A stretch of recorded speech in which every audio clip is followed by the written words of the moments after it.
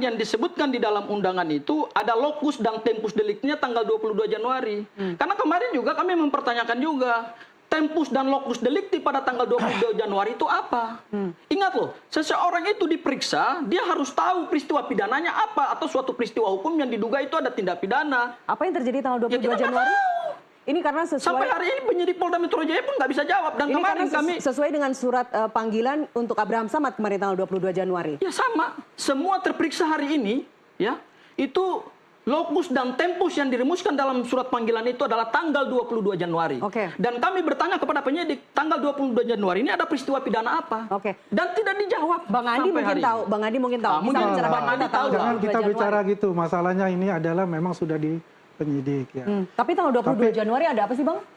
Ya tanyakan saja sama mereka yang diperiksa. Pasti kan mereka tahu semua seperti apa gitu. Saya nggak mau mencampuri itu urusan penyidik di situ kan. Karena sudah materi di situ. Yang saya pertanyaan saya tadi, dia bilang kan katakanlah harus menunjukkan ijazah itu ya dengan dalil-dalil dan sebagainya. Saya sih simpel aja ya. Siapa sih yang menuduh ijazah palsu itu? Kan yang menuduh itu kan harus yang membuktikan sebetulnya. Ya kan?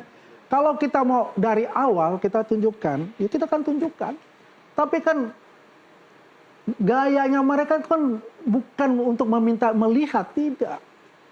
Bukan itu. Kalau menunjukkan, itu udah ditunjukin ke siapa-siapa. Dari KPU, dari gubernur, sampai presiden dan juga pada saat itu wartawan-wartawan yang hadir, ini ditunjukkan. Jadi harusnya... Semua ditunjukkan di pos. Jadi harusnya kalau misalnya, kalau misalnya ijazah itu palsu, harusnya KPU Solo tahu, Jakarta. Semua udah begini lah. Jadi ini bolak-balik ya. Ini kalau kita kembali. Biar diselesaikan dulu. Santai dulu lah Mas. Selesai dulu.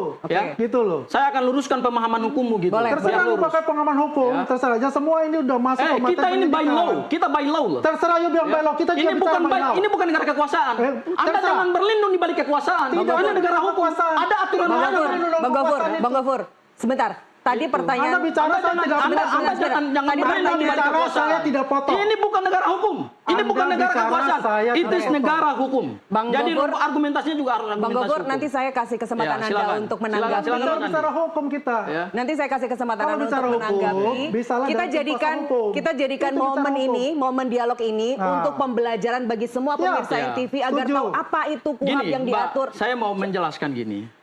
Pertanyaan saya simpel kan, tadi saya katakan tadi. Ya. Gitu kan. Sebentar Bang Gofur. Siapa yang menuduh itu yang membuktikan. Oke. Kan Sekarang saya ceritakan proses hukum. Sebentar Bang Gofur. Oke. Asas ini. Sebentar Bang Gofur. Sebentar. Nanti saya kembalikan ke Anda sebentar. Ya, silakan Bang. Selesaikan dulu. Jadi Mbak ya, kita ini tidak akan mencampuri untuk haknya penyidik. Silakan Anda berargumen silakan. Ya, karena posisi kita ini adalah sebetulnya yang merasa dirugikan dengan kasus ini. Luar biasa. Meskipun Pak Jokowi sendiri juga bilang saya akan menunjukkan ijazah yang jelas ijazah itu kan sudah jelas beribu kali katakan sudah disita oleh Polda Metro Jaya. Jadi saat ini itu adalah Metro Jaya, ya? Dari Polda Metro Jaya memberikan atau tidak memberikan. Itu hak beliau, mereka semua, hak Polda Metro Jaya. Bukan di posisi kita lagi yang dimintakan itu. Silakan kalau Polda Metro Jaya ini ijazah aslinya, monggo kerso. Jangan lagi membuat narasi lagi kita yang tidak memberikan. Atau dibilang tidak ada memberikan ke Polda Metro Jaya. Bagaimana seorang presiden yang ke-7, 10 tahun berkuasa, ya, dia sendiri yang mengatakan bahwa saya ini, katakanlah kalau menurut kata mereka dikriminalisasi dan sebagainya itu. Ya, datang sendiri. Belum ada presiden seperti itu. Tapi apa? Itu tanggung jawab dia, ya, sebagai warga negara, memberikan contoh kepada warga negara yang lain. Semua itu sama di mata hukum. Ya, semua itu sama di mata hukum. Baik, silakan. Oke, saya tanggapi satu-satu ya.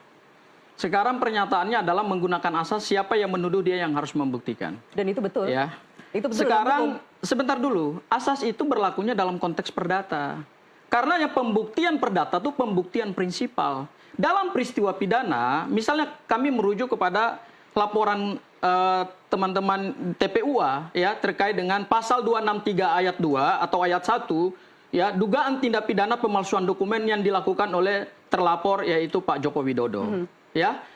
Yang dilakukan oleh pelapor itu menyampaikan bukti permulaan yang cukup. KUHAP-nya kan mengatur jelas bahwa di dalam proses pembuktian itu dimulai dengan adanya laporan, dan laporan itu dilengkapi dengan bukti permulaan. Bukti permulaan itu kemudian nanti ditindaklanjuti oleh penyidik. Beban pembuktian itu ada di penyidik. Beban pembuktian itu ada di aparatur negara. Ya, ini pidana loh, bukan perdata. Saya harus luruskan ini pernyataannya. Ini nggak berlaku asasnya dalam pidana. Berlakunya itu dalam asas perdata. Karena di dalam pidana beban pembuktian itu dilakukan dari mulai penyidik di tingkat penyidikan, kemudian nanti naik tahap penuntutan, itu beban pembuktian ada di jaksa penuntut umum. Sekarang pertanyaan kita begini. Pada saat di Bareskrim Polri, ya, ada banyak sekali informasi-informasi dan fakta-fakta. Pertanyaannya, dilakukan nggak penyidikan dilakukan nggak pemeriksaan? Karena yang dicari ini kebenaran material. Dan kebenaran material itu harus ada persesuaian alat bukti. Ya, kita mencari kebenaran material itu berdasarkan pasal 184 KUHP, ada 5 alat bukti, itu harus bersesuaian alat buktinya. Di Bareskrim Polri itu kan banyak sekali alat bukti nggak bersesuaian. Ya kan? Keterangan saksi, mau 100 saksi diperiksa pun itu ingat, tetap satu alat bukti. Keterangan saksi tidak bisa berdiri sendiri.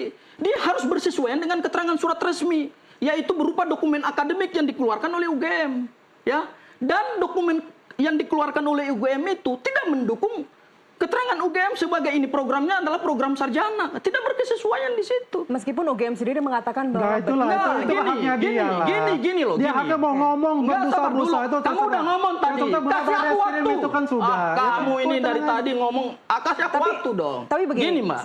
Enggak, kamu itu ngomong disebut persesuaian alat bukti. Persesuaian alat bukti itu artinya keterangan-keterangan saksi harus bersesuaian. Kemudian semua dokumen yang disita juga harus bersesuaian. Karena yang dicari ini kebenaran material. Ingat pasal 183 KUHP. Pasal 183 KUHP mengatur bahwa ketika hakim membuat putusan atas suatu perkara pidana, maka harus berdasarkan 2 alat bukti yang sah dan tidak boleh ada keraguan di dalamnya. Ketika ini ada keraguan di dalamnya, lalu gimana kita membuktikan ini? Apalagi sekarang naik ke tahap penyidikan di Polda Metro Jaya. Kita geser ke sini ya. Alat buktinya kan sudah yang dikantongi oleh penyidik. Ya kan, alat buktinya kan semua yang ditunjukkan itu kan nggak ada yang bersesuaian. Contoh, kalau kita pakai SKS-nya 120 sampai 120 boleh nggak saya ngomong? SKS. Sebentar, Bang. Kata Profesor Kuncoro, itu kalau di UGM programnya sarjana muda. Kemudian dilihat dari semua nilai mata kuliah dasar, itu banyak mata kuliah dasar nggak lulus. Saya ini alumni UI. Semua mata kuliah dasar di Universitas Center of Excellence, seperti UU dan UGM, kalau dia nggak lulus, dia nggak mungkin bisa skripsi. Karena itu mata kuliah dasar. Ya, bagaimana orang mau nggak skripsi tapi mata kuliah dasarnya nggak lulus? Nggak boleh itu. Artinya, dari dokumen akademik yang disita oleh penyidik, Bareskrim Polri, itu tidak mendukung keterangan saksi. Bang Gofur. Bertolak belakang alat buktinya gitu. Kita lanjutkan. Itu ya Mas Andi ya. Bang Aswan, saya tahu Anda ingin menanggapi, tapi kita jeda dulu.